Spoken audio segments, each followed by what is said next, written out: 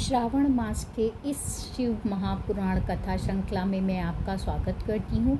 आज सुंदर प्रातःकाल उपस्थित है और इसी मनोहर प्रातःकाल की बेला में आइए भगवान शिव का ध्यान करते हुए आज के शिव महापुराण कथा का आरंभ करते हैं। नंदीश्वर ने कहा, हे सनंत कुमार, अब तुम परमेश्वर शिव के अद्वैतेश्वर नामक अवतार का वर्णन सुनो, जिसने इंद्र के घमंड को चूर चूर कर दिया था। बहुत पहले की बात है, इंद्र सभी देवताओं और बृहस्पति को साथ लेकर भगवान शिव के दर्शन के लिए कैलाश पर्वत पर गए। उस समय बृहस्पति और इंद्र के शुभ आगमन की बात जानकर भगवान शंकर उन दोनों की परीक्षा के लिए अवधूत बन गए। उनके शरीर पर कोई वस्त्र नहीं था, वे प्रज्वलित अग्नि के समान तेजस्वी थे और इसीलिए महाभयंकर दिखाई दे रहे थे। उनकी आकृति बड़ी सुंदर थी। वे मार्ग को रोककर खड़े रह गए। देवरु बृहस्पति और देवराज इंद्र ने शिव के समीप जाते समय देखा और एक अद्भुत शरीरधारी पुरुष रास्ते के बीचों बीच खड़ा। उस समय देवराज इंद्र को अपने अधिकार पर बहुत घमंड हो गया था, इसीलिए यह नहीं जान सके कि यह साक्षात भगवान शिव हैं। उन्होंने मार्ग में खड़े हुए उस पुरुष से पूछा, तुम कौन हो? इस नग्न अवधेश्वर वेश में कहाँ से आए हो? तुम्हारा नाम क्या है? विलंब मत करो और जल्दी से ये सारी बातें बताओ। भगवान शिव अपने स्थान पर हैं या इस समय कहीं चले गए? मैं देवताओं और गुरु जी के साथ इन्हीं के दर्शन के लिए आ रहा हूँ। इस प्रकार देवराज के बार बार पूछने पर भी वे महायोगी त्रिलोकीनाथ शिव कुछ नहीं बोले और चुप रहे। तब अपने ऐश्वर्य का अभिमान करने वाले देवराज ने रोष में आकर उस जटाधारी पुरुष को फटकारते हुए कहा, अरे मूढ़ दुर्गते, तू बार बार पूछने पर भी उत्तर नहीं दे रहा है, इसीलिए मैं तुझे इस बार वज्र से मारता हूँ। देखता हूँ कौन तेरी रक्षा करता है। इस प्रकार कहकर उस दिगंबर पुरुष की ओर क्रोधपूर्वक देखते हुए इंद्र ने उसे मारने के लिए वज्र उठा लिया और यह देखकर भगवान शिव ने शीघ्र ही उस वज्र का स्तंभन कर दिया। इंद्र की बाह जकड़ गई और इसीलिए वे वज्र का प्रहार नहीं कर सके। उसके बाद तत्काल ही क्रोध के कारण वह पुरुष तेज से प्रज्वलित हो गया, मानो वह इंद्र को जलाने जा रहा हो। भुजाओं के स्तंभित हो जाने के कारण इंद्र क्रोध से उस सर्प की भांति जलने लगे, जिसका पराक्रम मंत्र के बल से अवरुद्ध हो जाता है। जब देवरु बृहस्पति ने उस पुरुष को इस प्रकार तेज से प्रज्वलित होते देखा तो वे तुरंत समझ गए कि यह साक्षात भगवान हर हैं। फिर वे हाथ जोड़कर भगवान शिव की स्तुति करने लगे और स्तुति के बाद उन्होंने इंद्र को भगवान शिव के चरणों में गिरा दिया और उससे कहा, हे दीननाथ महादेव, यह इंद्र आपके चरणों में पड़ा है, आप इसका और मेरा उद्धार कीजिए। हम दोनों पर क्रोध नहीं, प्रेम कीजिए, हम शरणागतों की रक्षा कीजिए। आपके ललाट से निकलने वाली यह आग इस इंद्र को जलाने के लिए आ रही है, हमारी रक्षा कीजिए। बृहस्पति की ऐसी बात सुनकर अवधूत वेशधारी करुणा सिंधु भगवान शिव ने हंसते हुए कहा, अपने नेत्र से क्रोधवश बाहर निकली हुई इस अग्नि को मैं पुनः कैसे धारण कर सकता हूँ? क्या सर्प अपनी छोड़ी हुई केंचुली को फिर ग्रहण करता है? तब बृहस्पति ने कहा, हे प्रभु, भक्त सदा ही कृपा के पात्र होते हैं, आप अपने भक्त वत्सल नाम को ही चरितार्थ कीजिए और इस भयंकर तेज को कहीं और गिरा दीजिए, छोड़ दीजिए। अब रुद्र ने कहा, देवगुरु, मैं तुम पर प्रसन्न हूँ, इसीलिए उत्तम वर मांग लो। इंद्र को जीवन दान देने के कारण आज से तुम्हारा एक नाम जीव भी होगा। मेरे ललाट से निकलने वाली यह अग्नि इसी देवता नहीं सह सकेंगे, इसीलिए मैं इसे बहुत दूर छोड़ूंगा, जिससे कि यह इंद्र को पीड़ा ना दे सके। ऐसा कहकर भगवान शिव ने उस अग्नि को हाथ में लेकर क्षीर सागर में फेंक दिया। वहां फेंके जाते ही भगवान शिव का वह तेज तत्काल एक बालक के रूप में परिणित हो गया और वह बालक सिंधुपुत्र जलंधर नाम से विख्यात हुआ। फिर देवताओं की प्रार्थना से भगवान शिव ने ही असुरों के स्वामी जलंधर का वध किया था। अब दूत रूप से ऐसी सुंदर लीला करके लोक कल्याणी शिव शंकर से अंतर्ध्यान हो गए और सभी देवता निर्भय और सुखी हुए।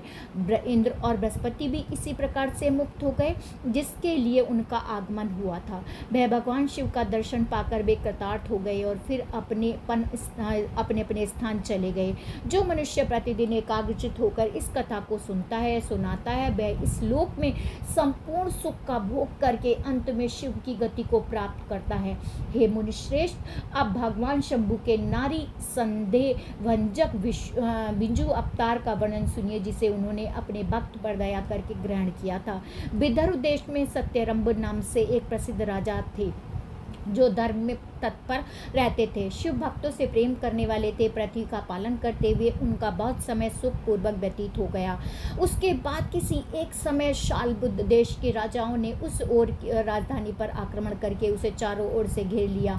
शाल्ब देश क्षेत्रियों के पास बहुत बड़ी सेना थी।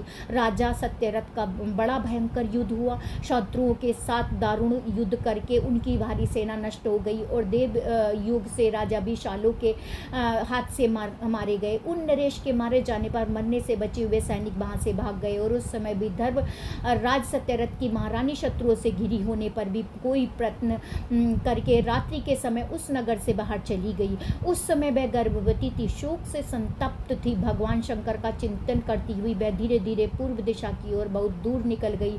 सवेरा होने पर उस रानी ने वहां पर एक निर्मल सरोवर देखा। उस समय तक उसने काफी दूर का रास्ता तय कर दिया था। सरोवर के तट पर वे सुकुमारी रानी एक छायादार वृक्ष के नीचे बैठ गई और उसी निर्जन वन में वृक्ष के नीचे ही उसने शुभ मुहूर्त में एक उत्तम गुणों से युक्त दिव्य बालक को जन्म दिया। वह सभी शुभ लक्षणों से युक्त था। अब उस महारानी को जोर से प्यास लगी। पानी के समय वह सरोवर में उतरी और उसी समय एक बड़े जोर से भारी ग्रह ने रानी को अपना ग्रास बना लिया। वह बालक जन्म लेते ही माता पिता से हीन हो गया। भूख और प्यास से पीड़ित होकर तालाब के किनारे जोर जोर से रोने लगा और उसी समय उस पर कृपा करके भगवान महेश्वर वहां आ गए। उस शिशु की रक्षा करने के लगे।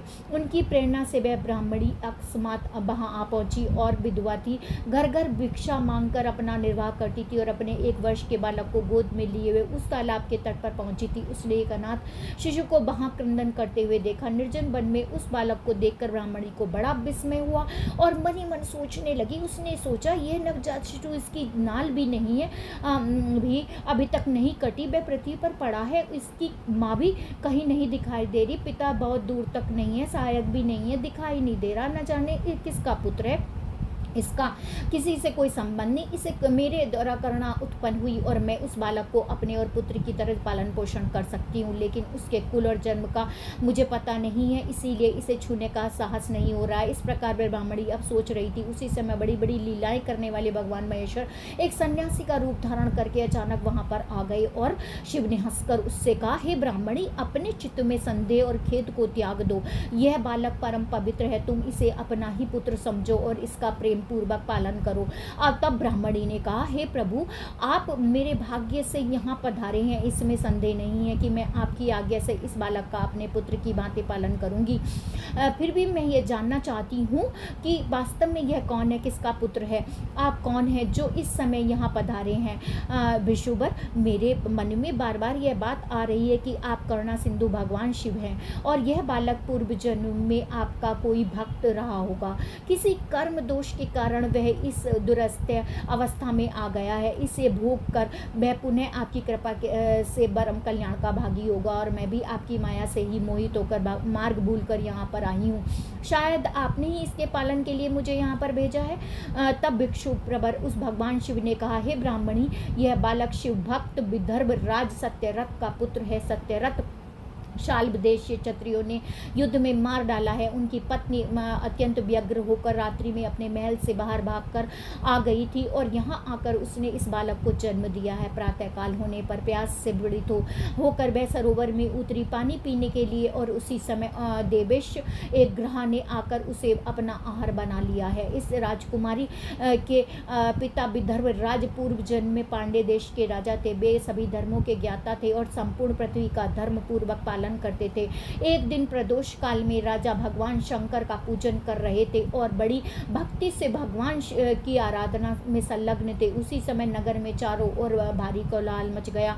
इन सभी ध्वनि को सुनकर राजा ने बीच में ही भगवान शंकर की पूजा छोड़ दी और नगर में शोभ फैलने की आशंका से राजा भवन से बाहर निकल गए और उसी समय राजा का महाबली शत्रु को पकड़कर उनके पास ले आए। वह शत्रु पांडे राजा का ही समाप्त सामंत था, उसे देखकर राजा ने क्रोध पूर्वक उसका मस्तक कटवा दिया और शिव पूजा को छोड़कर नियम को समाप्त किए बिना ही उसने रात्रि में भोजन कर लिया। इसी प्रकार राजकुमार भी प्रदोष काल में शिव जी की पूजा किए बिना ही भोजन करके सो गया और वह राजा दूसरे जन्म में विदर्भ राज हुआ था। शिव जी की पूजा में विघ्न होने के कारण शत्रु ने उसको सुख भोग के बीच में ही मार डाला और पूर्व जन्म में जो उसका पुत्र था वही इस जन्म में भी हुआ है। शिव जी की पूजा का उल्लंघन करने के कारण उसे दरिद्रता मिली है और इसी माता ने पूर्व जन्म में छल से अपने सोत को मार डाला था। उस महान पाप के कारण ही इस जन्म में ग्रह के द्वारा मारी गई है। यह तुम्हारा पुत्र तो पूर्व जन्म में उत्तम ब्राह्मण था, इसने सारी आयु के बलिदान में बिताई है, यज्ञ आदि सत्व कर्म नहीं किए, इसीलिए दरिद्रता को प्राप्त हुआ है। उस दोष का निवारण करने के लिए अब तुम भगवान शंकर की शरण में जाओ। दोनों बालक यज्ञ पवित्र संस्कार के बाद भगवान शिव की आराधना करें और भगवान शिव इनका अवश्य कल्याण करेंगे। इस प्रकार ब्राह्मणी को उपदेश देकर भिक्षुक रूप में आए हुए भक्त वत्सल शिव ने उस ब्राह्मणी को अपने उत्तम स्वरूप का दर्शन करवाया। उन्हें साक्षात शिव जानकर ब्राह्मण पत्नी ने प्रणाम किया और गदगद वाणी से उनकी स्तुति की। उसके बाद भगवान शिव वहां से अंतर्ध्यान हो गए। उनके जाने के बाद ब्राह्मणी उस बालक को लेकर अपने पुत्र के साथ घर गई और एक चक्रा नाम के सुंदर ग्राम में उन्होंने घर बनवाया और वह उत्तम अन्न से अपने बेटे और राजकुमार का पालन करने लगी। यथा समय दोनों का यज्ञ पवित्र संस्कार करवाया और वे दोनों शिव की पूजा में तत्पर रहते हुए घर पर ही बड़े होने लगे। वे दोनों शुभ और व्रत कर प्रदोष काल में शंकर जी की पूजा किया करते थे। एक दिन द्विज कुमार राजकुमार को लिए बिना ही नदी में स्नान करने के लिए गया और वहां उसे निधि से भरा हुआ एक सुंदर कलश प्राप्त हुआ। इस प्रकार भगवान शिव की पूजा करते हुए उन दोनों कुमारों को उसी घर में एक वर्ष व्यतीत हो गया और उसके बाद एक दिन राजकुमार के साथ वन में गया था। वहाँ अकस्माती गंधर्व कन्या से वह मिला। उसके पिता ने वह कन्या राजकुमार को दे दी। गंधर्व कन्या से विवाह करके राजकुमार निष्कंटक राज्य भोगने लगा। जिस ब्राह्मण पत्नी ने पहले अपने पुत्र की भांति उसका पालन पोषण किया था वही उसकी राजमाता हुई और वह ब्राह्मण कुमार उसका भाई बना। राजा का नाम धर्मगुप्त था और इस प्रकार देवेश्वर शिव की आराधना करके राजा धर्मगुप्त अपनी उस रानी के साथ विदर्भ देश में राजा उचित सुख का भोग करने लगे। हे ब्राह्मण, यह मैंने आपसे शिव के भिक्षु वर अवतार का वर्णन किया है। यह पवित्र आख्यान पापहारी परम पावन चारों पुरुषार्थों का साधक और संपूर्ण अभिष्ट फल को देने वाला है। जो प्रतिदिन एकाग्रचित्त होकर इसे सुनता है या सुनाता है वह इस लोक में संपूर्ण भोगों का भोग करके अंत में भगवान शिव के धाम में जाता है। हे सनंत कुमार, अब मैं परमात्मा शिव के सुरेश्वर अवतार का वर्णन करता हूँ, जिन्होंने दौम्य के बड़े भाई उपमन्यु का हित किया था। उपमन्यु व्याघ्र उत्पाद मुनि के पुत्र थे। उन्होंने पूर्व जन्म में ही सिद्धि प्राप्त कर ली थी और वर्तमान जन्म में मुनि कुमार के रूप में प्रकट हुए थे। वह शैशव अवस्था से ही माता के साथ मामा के घर में रहते थे और देवेश दरिद्र थे। एक दिन उन्होंने बहुत कम दूध पीने को मिला, इसीलिए अपनी माता से वे बार बार दूध मांगने लगे। उनकी तपस्वी माता के घर के अंदर जाकर एक उपाय किया। उन्होंने कुछ बीज को सिलबट्टे पर पीसा और उन्हें पानी में घोलकर कृत्रिम दूध तैयार किया और फिर बेटे को बुलाकर प्रेम से उसे दूध पीने के लिए दिया। माँ के दिए हुए उस नकली दूध को पीकर बालक उपमन्यु ने कहा, माँ, यह तो दूध नहीं है। इतना कहकर वह फिर से रोने लगे और इस पुत्र को इस प्रकार रोते हुए देखकर माँ को बड़ा दुख हुआ। अपने हाथ से उपमन्यु की दोनों आंखें पहुंचकर उनकी लक्ष्मी जैसी माता ने कहा, बेटा, हम लोग सदैव वन में निवास करते हैं, हमें यहाँ दूध कहाँ से मिल सकता है? भगवान शिव की कृपा के बिना किसी को दूध नहीं मिलता है। पूर्व जन्म में भगवान शिव के लिए जो कुछ किया गया है वर्तमान जन्म में वही मिलता है। माता की ऐसी बात सुनकर उपमन्यु ने भगवान शिव की आराधना करने का निश्चय किया। वे तपस्या करने के लिए हिमालय पर्वत पर चले गए और वहां वायु पीकर रहने लगे। उन्होंने 8 ईंटों का एक मंदिर बनवाया, उसके भीतर मिट्टी के शिवलिंग की स्थापना की, उसमें माता पार्वती शिव का आवाहन किया। तत्पश्चात जंगल के पत्र पुष्प आदि लेकर भक्ति भाव से पंचाक्षर मंत्र के उच्चारण से सांब शिव की पूजा करने लगे। इस प्रकार दीर्घ काल तक उन्होंने बड़ी भारी तपस्या की। बालक उपमन्यु की तपस्या से चराचर प्राणियों सहित त्रिभुवन संतप्त होने लगे, अग्नि जलने लगी और देवताओं की प्रार्थना के बाद उपमन्यु के भक्ति भाव की परीक्षा करने के लिए भगवान शिव वहां पधारे। उस समय शिव ने देवराज इंद्र का, पार्वती ने शशि का, नंदीश्वर वृषभ ने ऐरावत हाथी का और शिव के गणों ने संपूर्ण देवताओं का स्वरूप धारण कर लिया। निकट आने पर सुरेश्वर शिव ने बालक उपमन्यु को वर मांगने के लिए कहा। उपमन्यु ने पहले तो शिव भक्ति मांगी, फिर अपने को इंद्र बताकर जब उन्होंने शिव की निंदा की तब उस बालक ने भगवान के अतिरिक्त, शिव के अतिरिक्त दूसरे किसी से कुछ भी लेना अस्वीकार कर दिया। वे इंद्र को मारकर स्वयं भी मरने के लिए तैयार हो गए। उन्होंने जो अघोरास्त्र चलाया उसे नंदी ने पकड़ लिया और उन्होंने अपने जलाने के लिए जो अग्नि धारण की उसे भगवान शिव ने शांत कर दिया और फिर अपने अपने यथार्थ रूप में प्रकट हो गए। शिव ने उपमन्यु को अपना पुत्र माना और उनका मस्तक सूंघकर उससे कहा, हे वत्स, मैं तुम्हारा पिता हूँ और यह पार्वती देवी तुम्हारी माता है। तुम्हें आज से सनातन कुमारत्व प्राप्त होगा। मैं तुम्हारे लिए दूध, दही और मधु के सहस्त्रों समुद्र देता हूँ। भक्ष्य और भोज्य आदि पदार्थों के भी समुद्र तुम्हारे लिए सदैव सुलभ होंगे।